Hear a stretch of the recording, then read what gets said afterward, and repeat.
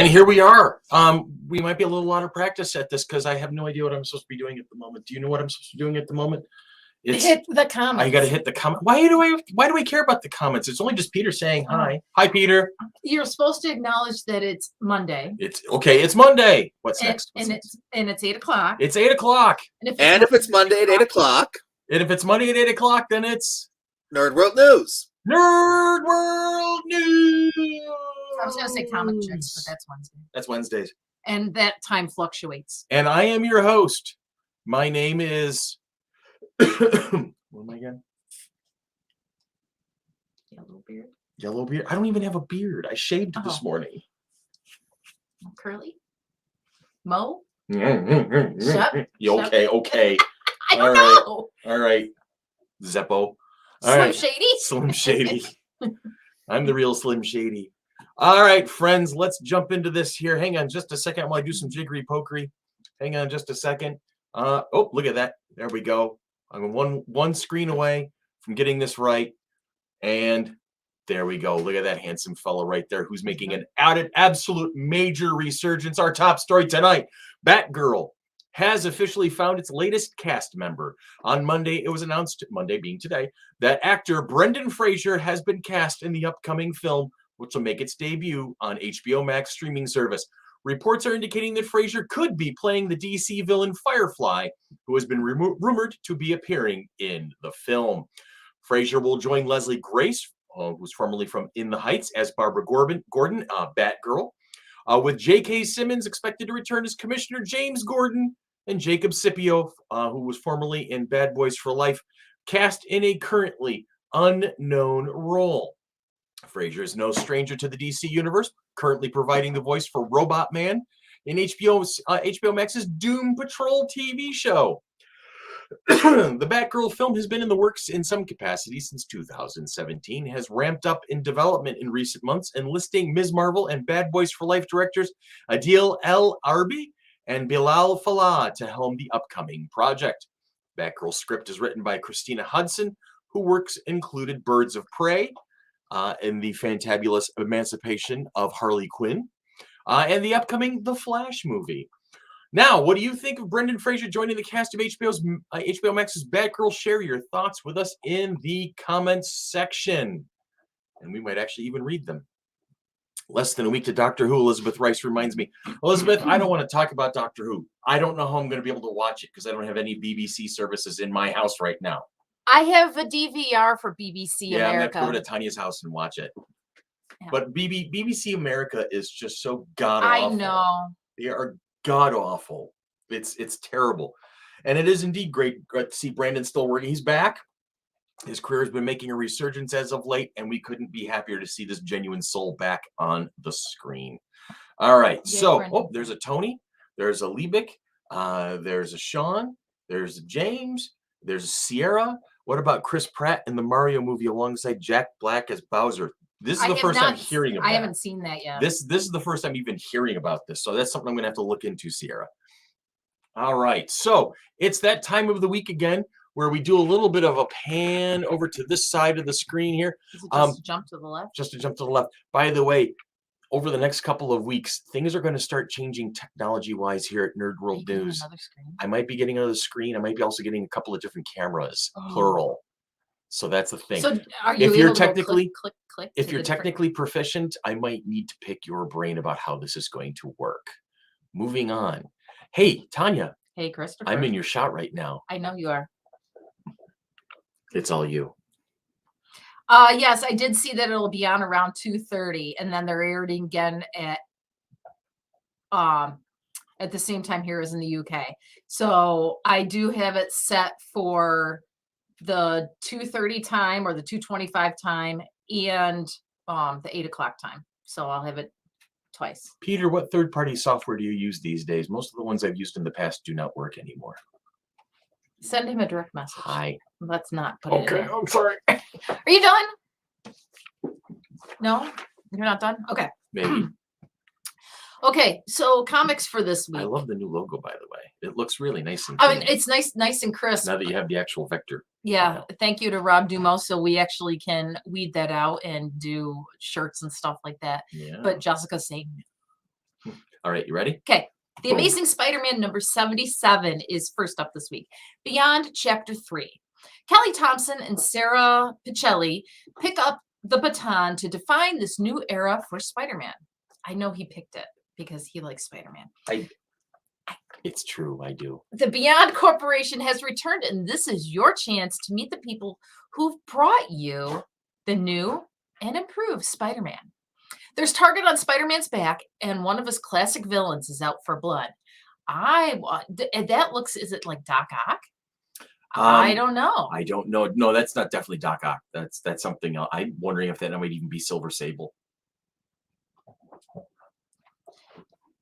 I'm just saying. We'll I could have be to wrong. find out on Wednesday We'll have when to find Ann out. picks up her comics. There we go. Marauders number 25 is next. Ooh, that's a cool. Nice. yeah. Your qualification to me is always Yes. that the cover has to look cool. The cover is cool. Yeah. Queen of Diamond. You don't cross Emma Frost, even if she was the one who crossed you first. The Marauders' trip into space gets bloody, and in space, no one can hear you bleed. They can't even hear that. Okay. A Man Among Ye, number 7. Seeking a mysterious treasure at the urging of an even more mysterious woman, Anne Bonny and her crew of cutthroat ladies head back to the high seas. I think I'm going to have to read this one. See, I picked that one because I figured you'd dig it. But will they find untold gold and jewels where X marks the spot, or is it something far more sinister waiting for them? And last but not least, Exciting Comics number 16.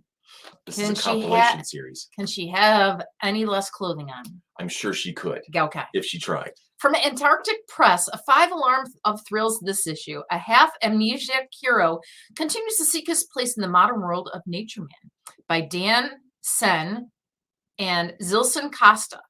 John and Diana continue to elude the coalition in Nothing Man by Ennis Kane and John Rhodes. Young hero Tokunaka. Good. Tokunaka is still struggling with life at a new school and hiding his one-ton secret in Dan Sen and Alexandre Colejo's Sumo Boy, and the mightiest being on Earth continues to confront impending death and fallen justice by Carrie Kelly, Stephen Forbes, and Harold Edge. All this plus one heroine's high-speed pursuit of the criminal underbelly and Hanu Kasola's and Hari Hankala's Jet Girl. Buckle your seatbelts, people. See? There was a lot There's a of lot going. That's lot going. Yeah, that's it's a compilation compilation. one. And the other thing, I don't know if I don't see it in your little tabs here, Mhm. but Deanna shared a story with us this morning, and I got an email about it just a little while ago about a movie going to be out at Movies 10, and it's called Clowns in the Woods. It's a new take on a horror movie.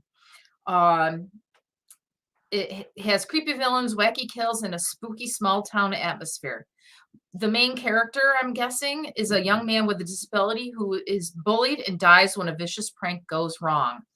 The main character has, I want to say, main character has autism, or the director writer had autism, but they were shown on Channel 13's this morning, so I'm guessing it might be on their website. It's entirely possible. It was, hold on. Sam Carter of 13 Wham News got more than he bargained for when he spoke with them at Animatus Studio. Mm-hmm. So tell us a little bit more about it. Okay. Let's see. He comes back from the grave as a killer clown to exact revenge on those who have wronged him. He is guided by other killer clowns who have their own slapstick methods of causing death and destruction. In the tradition of Candyman and Nightmare on Elm Street, Clown in the Woods is about the sins of the past as the younger generation must grapple with the consequences of past injustice. Mm-hmm. In the spirit of inclusion, several cast members have disabilities, making this a horror film like no other. Co-director Adrian Esposito has autism himself, and he strives to make films that feature people with disabilities in front of and behind the camera. So if you're in the Rochester area, which some of us are, Most of us are. they hope that you will Except for join. You know who I'm talking to. You're Hope not. you'll join them at Movies 10. It's not rated, but it has the equivalent of an R rating with language and violence. And it is Thursday, October 28th at 8 p.m. in Henrietta. You know. Unfortunately, I will be playing Dungeons and Dragons during that time, and I am not going to see a horror movie because that's not my genre. I would be going like this She'd spend most of the movie behind somebody. and eating popcorn. And eating, well, That's a somebody. given, but yeah, that's not me. But if horror is your cup of tea, see Clowns in the Woods Thursday, October 28th. You heard it here third. So, James, it's your turn, my friend. Bring us the books you've got to bring us. I was working in the studio late one night on Halloween podcasts that are worth the fright. It's the season of ghoulies, vampires, and ghosts, which made picking topics easy for this host. This Thursday, we look back at 1986. Konami's Castlevania entered the NES mix. Simon Belmont battled Dracula with dagger and whip. And if you missed Time to Jump, you took an awful trip. And on Friday, it's 1980s cartoon Jack Pack, with 3 heroic monsters that transformed with a whack. They battled a dreadful villain with a nasty look, voiced by Hans Conried, a.k.a. Disney's Captain Hook. Okay, I know those rhymes were kind of forced, but seriously, check out Gaming Studio Regulars on Thursday and the Pemmy and James Cartoon Podcast on Friday for a look at these 2 wildly different monster mashups. Chris, back to you. That was clever as hell, dude. Amazing. That was clever as all hell. Oh, Nicely done. I love it. Thank How you. long did it take you to put that all together? I've been thinking about it over the weekend, and I put the final version together 20 minutes ago. That's awesome. That's freakish. That's awesome. I Juno, was stop. Jesus. Speaking of horror movies, down, stay. the co-producer is having issues tonight. Yes, she's hitting everything. You just relax, child. You can hear. You want to come up and say hi to everybody? Come here. Come on up and say hi to everybody. Ready? Here we go. Juno sighting. Da-da, da-da-da-da-da-da, da-da-da-da-da. Say hi to the people, Juno. And just so everybody's aware, every day is a Bones Day with Juno. I'm just saying, every day.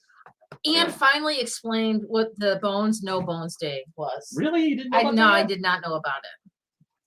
Yes. It's a love. With Puppy. a love machine. There we go. So, all right. Do you feel better now? Can I get back to work here at this point? No. Jesus. I feel like Lucy Van Pelt. Dog germs. All right. Yeah, I did hear that. Did I know that Noodle is in Rochester right now? That's amazing. I didn't know that he travels. That's astounding. I did not know that. Well, Noodle he was there. on the Good Morning America the other day. Well, on yeah, Friday. that's New York. New Yeah, York. That's New well. York City, but you know. They're doing a whirlwind tour of New York State. Okay. Maybe he was going to the falls. As much as a 13-year-old can't handle the falls. Anyway, remind him to pee. All right, so moving on. Hang on just a second while I click on button here, and button here. October still got a couple more days left in it. Blue up for October. I'm wearing my navy blue today. Stop out bullying, kids. Wear blue for World Bullying Prevention Month.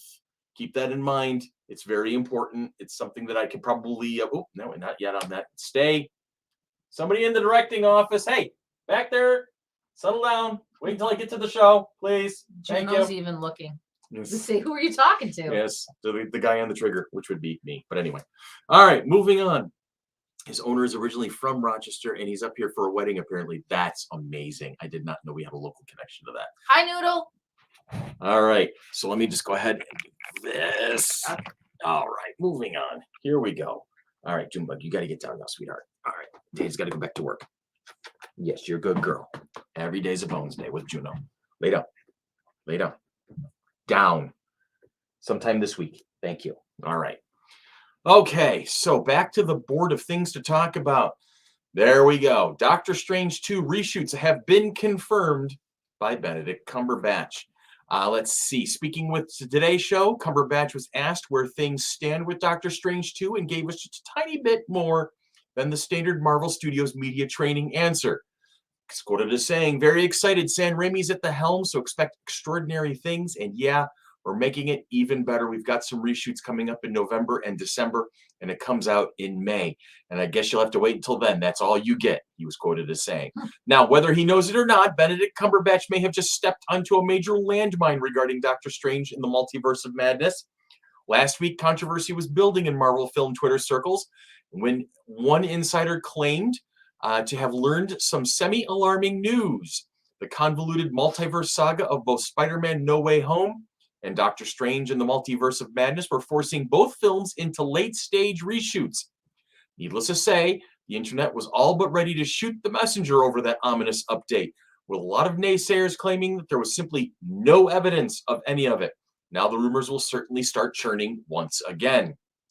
That recent history aside, there's a big difference to be noted when it comes to Spider-Man No Way Home doing reshoots right now, as opposed to Doctor Strange in the Multiverse of Madness. Spider-Man hits theaters in December. Doctor Strange 2 will arrive in May. In the Multiverse of Madness still fits within the usual process schedule in which a major blockbuster film can do reshoots. And in fact, it was just back in August that Cumberbatch let it be known that in the Multiverse of Madness was going to go into reshoots. It's all in the process right now. Cumberbatch told the Zoe Bell Show. There's the usual pickups and stuff that we have to do in September, and then sometime next year it will release. I think it's known when it's slated to be released, but I don't want to say anything if it isn't. And he starts laughing at that point. When Marvel Studios recently rearranged its entire upcoming slate of films, yet again, rumors pointed to difficulties in filming with new COVID protocols and shutdowns, as well as general complications with all the multiverse crossovers and cameos. If Doctor Strange 2 reshoots are now happening in December, they could just be following the new timeline of Marvel Studios' production line. Right now, as it stands, Doctor Strange in the Multiverse of Madness will be in theaters on May 5th of 2022. All right, last but not least on the hit parade of fun, look at this big fella right here. Guess what? Life-size Iron Man statue leads to the cops getting called. Oops. UK police were called to an apartment in the late evening after neighbors mistook a man's life-sized Iron Man statue for an emergency situation. Portrayed for more than a decade by Robert Downey Jr., the Marvel character experienced a sharp rise in popularity after being reintroduced to movie-going audiences. Since setting off the MCU with 2008's Iron Man, the genius billionaire playboy philanthropist Tony Stark has quickly earned his place in the hearts of many fans across the world. Downey Jr.'s Armored Avenger grew across multiple appearances in a long-running franchise, from founding the Avengers to being caught in a battle of ideals with Captain America, until he finally made the ultimate sacrifice to defeat Thanos in Avengers Endgame. The character has inspired fans to recreate the hero's gear in real life, from Mandalorian armor cover crossover cosplays to full recreation of the film's suits. However, and here's where the fun begins, one fan's tribute to Tony has caused a little bit of concern over in England. As reported by the Manchester Evening News, a 10-strong crew of police and paramedics were called to the West Tower of Deansgate Square in Manchester by concerned neighbors who believed they saw a person hanging in the window. The crew woke the panicked homeowner, and it soon revealed that the cause of the concern was their 14,000-pound life-size, not weight, but dollar, the British pound, life-size Iron Man statue, which they had purchased shortly before COVID-19's lockdowns. After the crew took selfies with the light-up statue, they suggested the homeowner move it to avoid any future concerned phone calls, though they replied that the custom-built statue was simply too heavy to move. This isn't the only newsworthy Marvel statue, as a bronze statue celebrating Captain America's 75th anniversary was unveiled at San Diego Comic-Con in 2016. The 13-foot bronze statue was the centerpiece of Marvel's booth for the duration of the convention, before ultimately being moved to its new home in Prospect Park in Brooklyn, New York. The statue has since stood in Steve Rogers' original home, where the plinth bearing the quote, "I'm just a kid from Brooklyn," a line uttered by Chris Evans in Captain America, the first Avenger. Despite causing initial concern, it is welcome to hear that the situation is a positive ending for the confused Marvel fan and the emergency service crew. As an Avenger, Iron Man is a character more associated with resolving disturbances than being the cause of them. Hopefully the homeowner will be able to make adjustments to his display of the Armored Avenger in a less alarming position. All right, so it's asked who has seen the movie Dune. I have not yet. I'll probably be doing that tomorrow. Randy has and Sean has. Okay. And Batman John is on board. How you doing, Batman John? Good to see you, my man. All right. All right. So my friends and my family, it is time that we do that thing at the end. I even have a script because my printer's working again. Yay. It is time to talk happy birthday. So there we have it, October 25th. It's a Monday. We say happy birthday to our very own Chrissy Harding. Chrissy! Along with Chrissy, we have legendary names such as Katy Perry, actor Adam Goldberg, and actor Anthony Starr. On Tuesday, October 26th, we say happy birthday to Seth MacFarlane, Keith Urban, Carrie Elwes, and songstress Natalie Merchant. On Wednesday, October 27th, we say happy birthday to none other than Monty Python leader and extraordinaire John Cleese, musician Kelly Osbourne, actor James Cosmo, and violinist Vanessa May.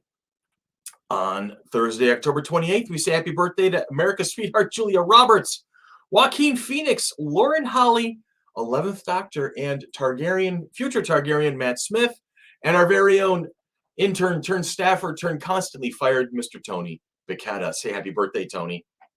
You're to yourself. That's your task right now. Go. He goes, hey, Thursday is mine. We just acknowledged and it. we just acknowledged that. See, that's kind of like almost like it was scripted. Oh. So it does say Tony in there with exclamation points. yes, it does. Yeah. Friday, October 29th, Winona Ryder, Gabriel Union, Tracy Ellis Ross, and songstress. I like saying that instead of musician.